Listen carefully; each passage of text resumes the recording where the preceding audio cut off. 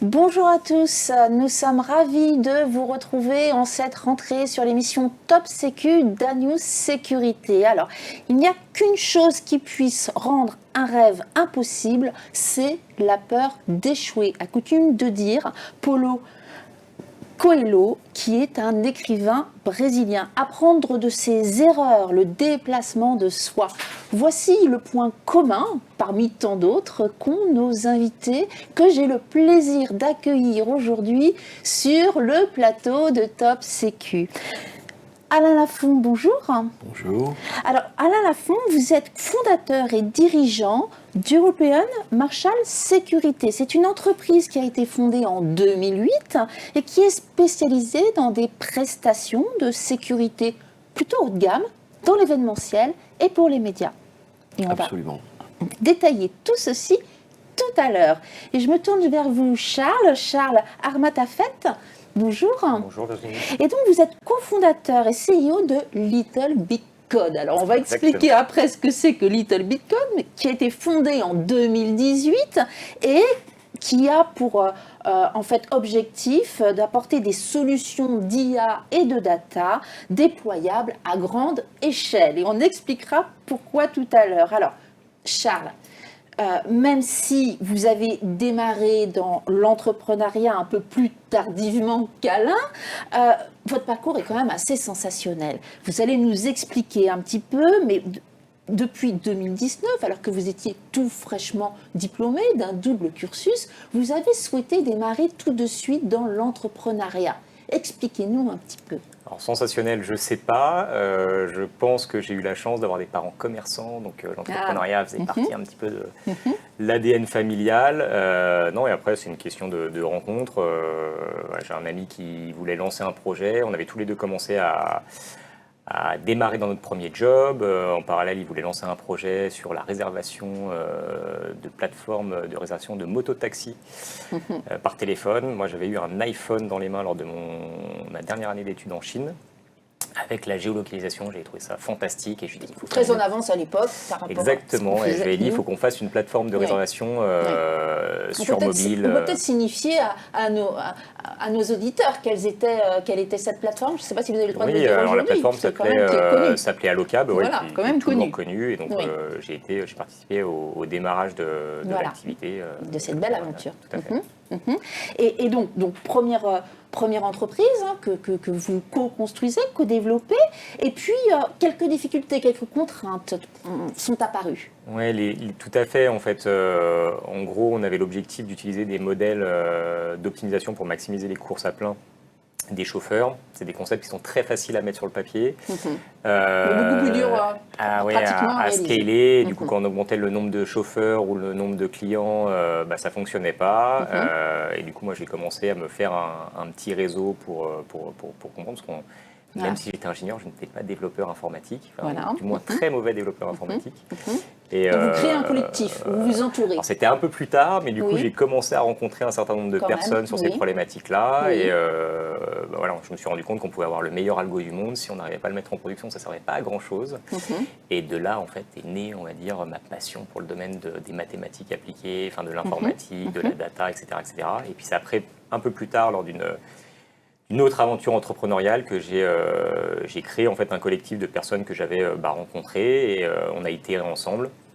Et c'est grâce à ce collectif que j'ai rencontré mes associés pour Little Big Code et puis qu'on a eu l'idée de lancer LBC comme on l'appelle, puisque en fait quand on discutait avec ces différentes personnes, la plupart qui étaient des personnes issues de grands groupes ou de PME innovantes ou même de start-up, tous dans les fonctions data ou les fonctions d'IA, ils nous expliquaient qu'aujourd'hui, en France, dans les sociétés de conseil, il n'y en avait aucune qui parlait des enjeux d'industrialisation et de déploiement à grande échelle. Tous parlaient de proof of concept, de proof of value, mais du coup, il y avait un maillon manquant. Et c'est comme ça qu'on a décidé de lancer LBC fin 2018. Et vous avez été innovant dans ce domaine et on va y revenir. Alors Alain, quand vous écoutez Charles expliquer un petit peu comment petit à petit il est arrivé dans cette création de première entreprise, puis d'une deuxième, par la suite, cela vous parle forcément puisque pour vous créer, analyser, évaluer, modifié, vous connaissez parfaitement, et puis surtout dans le monde de l'événementiel.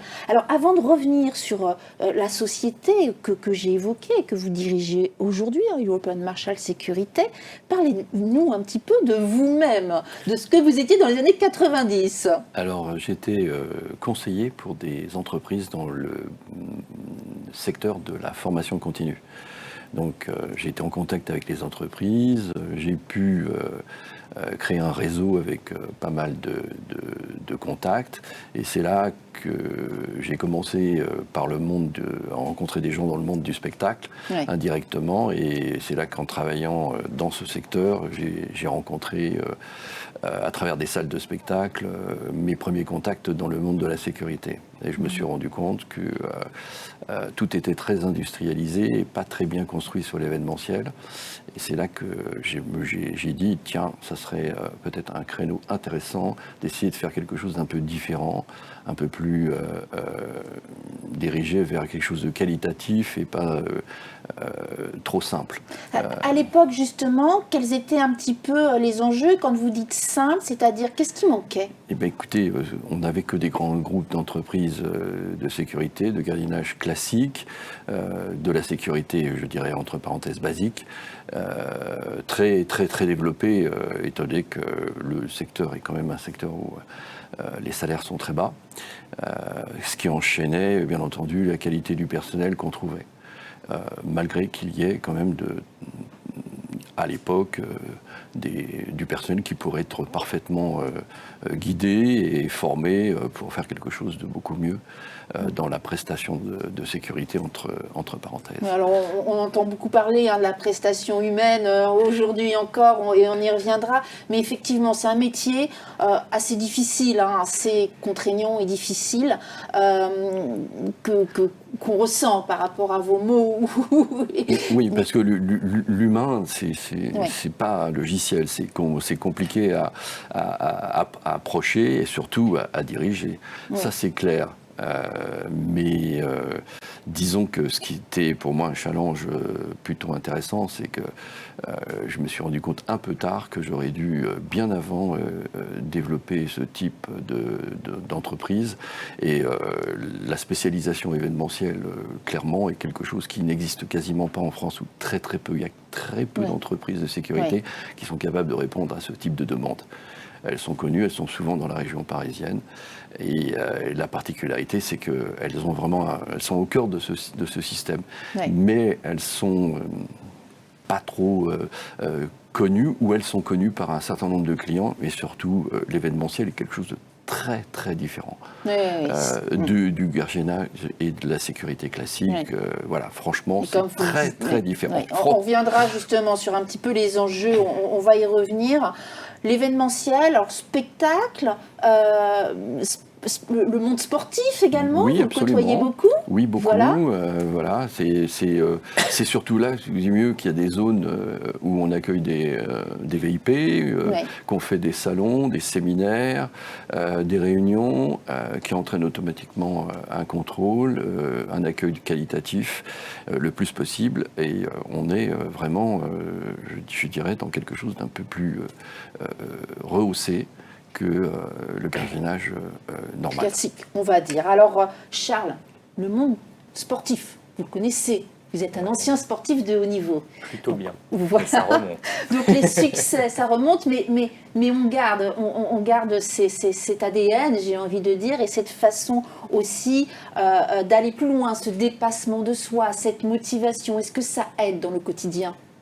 Oui, moi pour parler, donc je viens d'une famille de sportifs, un papa très sportif, donc on a baigné dedans. J'ai eu la chance de toujours faire du sport, ski en sport-études, puis vélo à haut niveau, et je crois que le vélo c'est un peu l'école de la vie, puisque on vit des moments très durs quand il faut aller s'entraîner, que les conditions ne sont pas réunies. Il ne fait pas toujours beau. J'en parlais dernièrement quand je faisais des sorties de plus de 200 km, des fois sous la pluie, sous la neige, c'était très dur mentalement. Et au fait, aujourd'hui, j'ai le sentiment qu'entreprendre, C'est peut-être plus dur en termes de stress et autres, mais ouais, le vélo, c'est quelque chose... moi, j'utilise beaucoup l'image, justement, de l'incarnation de l'image sportive pour fixer les objectifs, pour me motiver et autres. Donc, c'est une belle école de la vie. Alors, on revient sur Little Big Code, donc l'entreprise que vous avez fondée donc, en 2018. Vous dites accompagner les entreprises sur cette révolution de l'IA. Et puis, vous êtes là pour améliorer les performances en fait, de l'entreprise et dans un cadre très général, il y a le conseil, mais aussi les solutions et les produits. Alors ça fait beaucoup de choses. Comment est-ce que vous pouvez réaliser tout ceci ? Effectivement, en fait, notre mission, c'est d'accompagner les sociétés dans cette révolution de l'IA dont tout le monde parle aujourd'hui. On le voit avec ChatGPT. Enfin bref, ça va très vite. Oui. Donc, dans un premier temps, on a créé la société avec l'objectif d'accompagner sur la création des data platforms. Donc, comment on récolte la donnée, on la centralise pour pouvoir l'exploiter. Parce qu'en fait, sans données, on ne peut pas faire grand-chose. Après, c'était comment on mettait en place des modèles justement pour exploiter cette donnée, des modèles qui étaient déployables à l'échelle de l'organisation. Et ce qui est le plus important, quand on parle d'IA, en fait, faire de l'IA pour faire de l'IA, ça n'a aucun intérêt. C'est quelle valeur on apporte à l'utilisateur final. Et j'insiste, c'est vraiment l'utilisateur final. Il faut qu'il, lui, ait une sensation de gain. C'est ça. Et on en parle beaucoup aujourd'hui, justement, parce qu'il y a eu une course vers l'IA, mais finalement, pour quel objectif, si ce n'est peut-être juste pour faire de l'argent pour certains, mais il faut aller au-delà. Il faut qu'il y ait une vraie finalité, on va dire. Tout à fait. On le voit beaucoup, nous, je prends l'exemple, aujourd'hui il y a beaucoup de dirigeants qui voient ChatGPT, donc ils vont voir leurs équipes, il faut absolument qu'on ait notre ChatGPT. Non, en fait, je crois que dans un premier temps, la data c'est hyper complexe, il faut avoir des données qui sont bien organisées, il faut organiser sa société vraiment à être data-driven pour pouvoir récolter ces données et pouvoir l'utiliser derrière. Et ensuite se focaliser sur l'apport de valeur qu'on a à l'utilisateur final. Et parfois, moi j'aime bien dire, on parle beaucoup d'IA, mais avant de vouloir courir, il faut déjà bien savoir marcher. Donc on fait des choses simples, on va faire des projets qui sont plutôt orientés sur de l'analytique, comme on analyse de la donnée, faire des règles métiers, puis après on va monter en gamme petit à petit. Et aujourd'hui, c'est vrai que on a cette notion d'implémentation des solutions pour nos clients, de conseil également sur la partie stratégie. Et en parallèle, dès le départ, on voulait aller bien plus loin. Nous, dès qu'on identifiait une problématique en interne, on développait un petit outil, une petite méthode pour pouvoir nous permettre de délivrer plus rapidement en meilleure qualité. Et ce qui a fait qu'aujourd'hui, au fur et à mesure d'utiliser nos propres solutions, on a des clients qui nous ont sollicité pour les utiliser. C'est ça, voilà. Et du coup, on vient de commercialiser notre première solution. Voilà. Mais notre cœur de métier, c'est le conseil. Et la solution, c'est une brique qui vient compléter notre conseil. Très bien. Quels sont les principaux enjeux de vos clients quand vous les rencontrez ? Aujourd'hui, les principaux enjeux, le premier enjeu, c'est comment je récolte ma donnée, comment je m'assure d'avoir une donnée de qualité qui sont utilisables par tout le monde. Ce qui est hyper compliqué, c'est de se dire aujourd'hui, comment je m'assure que ma donnée elle soit trustable. C'est-à-dire qu'en gros, ma donnée, je sais que c'est la bonne mise à jour de la donnée, qu'elle a bien été remplie, qu'elle est bien à jour et autres. Et ensuite, c'est comment je peux exploiter cette donnée, donc soit avec des règles métiers très simples, des règles mathématiques, puis après sur des modèles un petit peu plus complexes pour pouvoir toujours apporter de la valeur aux équipes, gagner de la performance opérationnelle, automatiser des tâches. Donc c'est un petit peu les différents enjeux qu'on peut rencontrer. Très bien. Alors, on a parlé, on le voit bien, puisque vous vous adressez à des chefs d'entreprise très souvent, puisque c'est aussi pour l'ensemble de l'entreprise, pour les performances de l'entreprise que vous travaillez. Par contre, vous avez parfois aussi des clients spécialisés dans certains domaines, tels que le domaine de la sécurité-sûreté. Nous sommes aujourd'hui sur ANews Sécurité. Quels sont les enjeux, les problématiques particulières pour ces acteurs ? Alors aujourd'hui, on travaille beaucoup avec des sociétés du CAC 40. Sur les enjeux de la sécurité, on a beaucoup travaillé avec des banques, notamment sur l'utilisation de l'IA pour faire de la détection d'attaques, anticipation de problèmes de sécurité. Après, je ne peux pas forcément dire plus pour des raisons de confidentialité. Mais c'est des choses, je ne vais pas dire assez classiques, mais on travaille sur ces problématiques-là. Vous avez plusieurs clients aujourd'hui qui viennent vous voir dans ce cadre plus spécifiquement. Alors, ce n'est pas la majeure partie de notre activité, mais on constate une chose. Depuis l'an dernier, on a une demande qui s'accélère. Pourquoi ? Parce que Ce qui est très intéressant dans le monde de la data et de l'IA, avant c'était très orienté sur le marketing, parce que le marketing est un centre de profit, voilà, tandis que la sécurité est un centre de coût. Mais vu les différents événements, les conjonctures... Voilà. Et les directeurs sécurité sûreté sont de plus en plus aussi amenés à devoir prouver que ce n'est pas juste un centre de coût, mais qu'il y a des résultats derrière. Donc mieux vaut prévenir que guérir. Et vous allez pouvoir les aider en ce sens, ce qui est très bien. La data gouvernance, facile à inculquer ?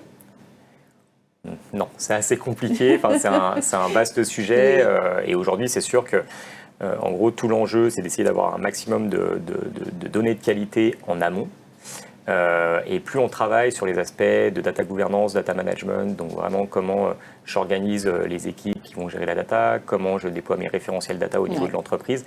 C'est un vrai enjeu. D'ailleurs, ce qui est assez intéressant, on mène une enquête chaque année. Quand on a démarré LBC, on voyait que le sujet de la data gouvernance n'était pas forcément prioritaire pour les entreprises, puisque beaucoup pensaient que la technologie, notamment l'IA, allait combler ces problématiques de qualité de la donnée. On s'est rendu compte d'une chose, c'est qu'en fait, ce sera très compliqué. Et si on prend le problème en amont, il y a un proverbe anglais qui dit garbage in, garbage out. Donc en gros, on a beau avoir le meilleur algo, si on n'a pas des données de qualité, ça sort des choses erronées.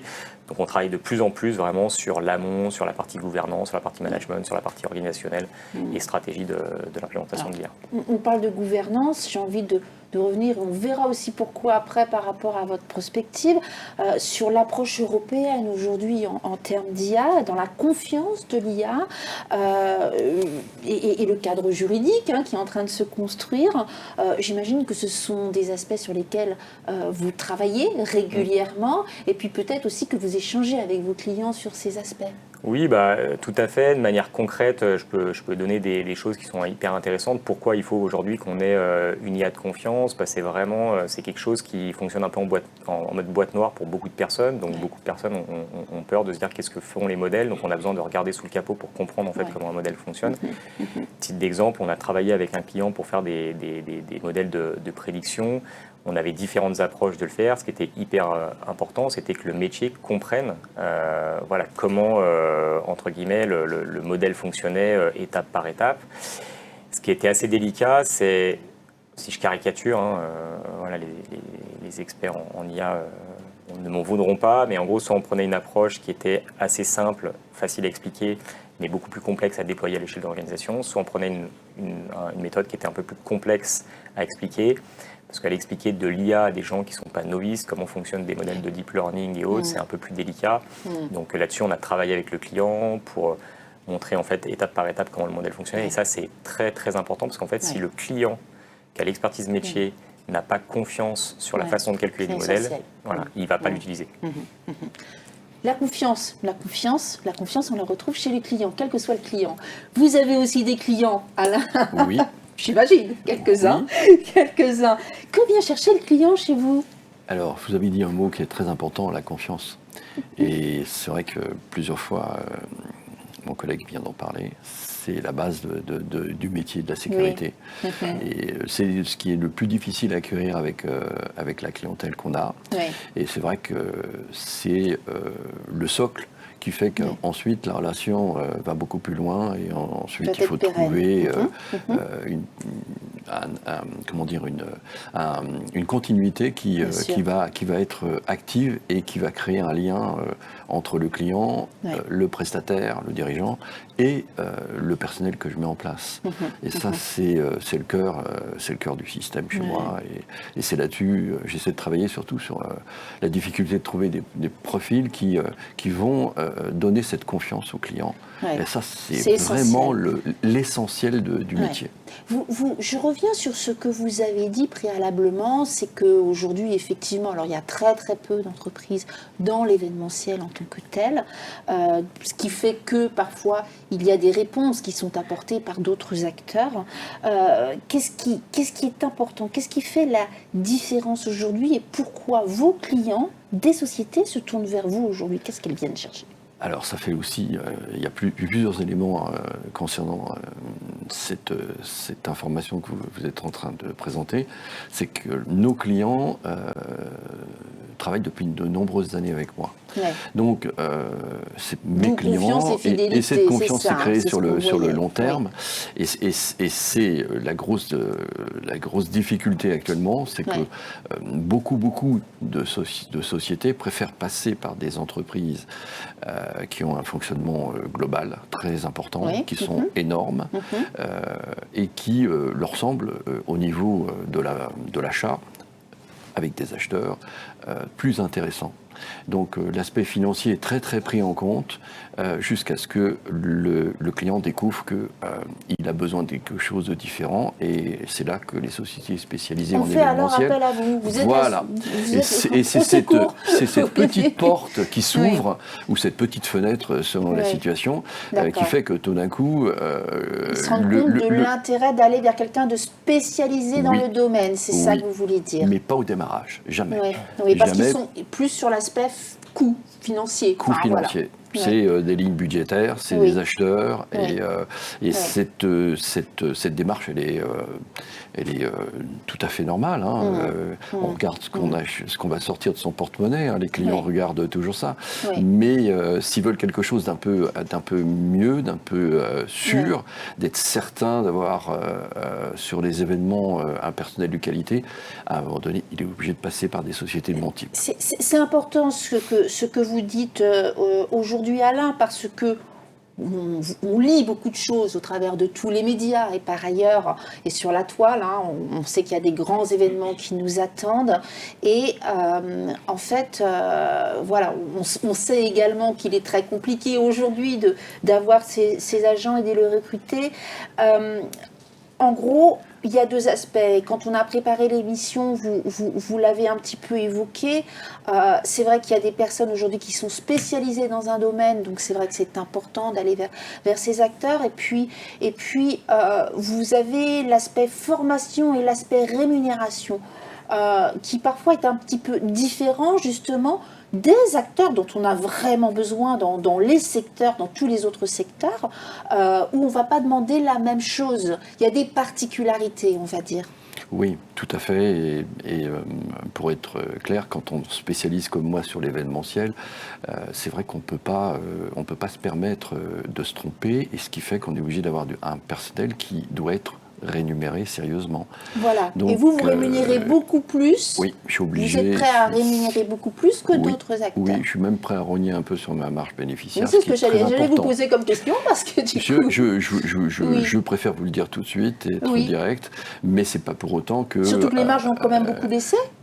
Alors, les marges ont non seulement baissé, mais il faut se battre avec les clients pour leur justifier un différentiel entre l'événementiel et le gardiennage classique. Et justement, ils l'acceptent quand ils viennent vous voir, en roue de secours, on va dire, et ils l'acceptent, ils ont compris. Vous employez le mot roue de secours, ça peut arriver très régulièrement. Donc, c'est exact, et c'est dans cette situation, souvent, qu'on m'utilise. Après, bien entendu, à partir du moment où je suis connu, du fait que je suis intervenu sur un événement un peu délicat, qui demande un personnel, je dis, très très différent, beaucoup plus sérieux. Il faut être vraiment très sérieux, on n'est pas dans une routine classique. L'événementiel, c'est quelque chose qui va vite. Il faut être très très réactif, il faut être très présent. Il y a les tranches horaires, le démarrage, c'est pas simple. Il faut travailler la nuit, il faut travailler le week-end, il faut être disponible tout de suite. Le mot tout de suite est souvent, on parle d'humain. Donc il faut être capable de générer des équipes, d'avoir des responsables qui sont réactifs, qui trouvent le personnel rapidement. C'est plus compliqué aujourd'hui ? C'est devenu beaucoup plus compliqué du fait de la période de Covid, qui a changé complètement la structure du marché et de la sécurité. Voilà, c'est comme ça que je c'est ce que vous disiez, il y a des personnes qui sont allées, comme le secteur de la restauration, qui sont parties vers d'autres univers durant cette période et qui ne reviennent plus forcément. Non, ils ne reviennent plus, ou alors ils reviennent un peu parce qu'ils viennent à travers l'événementiel, parce que c'est mieux payé. Voilà. Mais sinon, beaucoup de gens qui travaillaient dans le secteur de la sécurité et de la sûreté, aussi le secteur des pompiers, beaucoup ont quitté le métier et sont passés sur d'autres axes. Et là, actuellement, on retrouve un peu certaines de ces personnes qui reviennent, mais qui travaillent plus sur un complément de salaire et qui nous s'adresse parce qu'en fin de compte, notre métier, c'est quoi? C'est être capable de fournir demain 10 personnes le matin à 7 heures. Voilà, c'est ça. Alors qu'on n'est pas dans une retraite mensuelle où tout d'un coup on dit voilà, vous avez 3 personnes qui commencent en début de mois et on sait exactement ce qu'elles vont faire. Là, c'est un flux tendu à n'importe quelle heure, du mois, de la semaine, et que ce soit le jour, la nuit, et sur des tranches horaires sur lesquelles il faut être très réactif. Ce qui demande donc d'être très réactif, une grande agilité de la part de vos collaborateurs, de vous-même aussi, puisque vous m'expliquiez, voilà, parfois vous passez des nuits, puisqu'on vous prévient très très tard le soir, et pour le lendemain matin, il faut être prêt. Et puis tout ça, voilà, dans un contexte qui a été compliqué avec la crise Covid, vous commencez à rebondir, et l'idée, c'est que voilà, vous puissiez, avec les bons acteurs, en prêchant la bonne parole, et heureusement que vous avez des clients qui vous suivent et qui continuent de vous suivre et qui vous permettent effectivement il y a une fidélisation, d'aller plus loin. Oui, absolument. Et ce qui est parfait. Charles, au niveau de vos collaborateurs et de votre entreprise, aujourd'hui vous êtes, je crois, à peu près à 80 collaborateurs. Oui. Quel est leur profil? Majoritairement des ingénieurs. Donc pour tout le traitement de la partie software engineering et puis également data science. Et après, on a une trentaine de personnes qui sont sur les équipes support et les équipes techniques qui développent les solutions.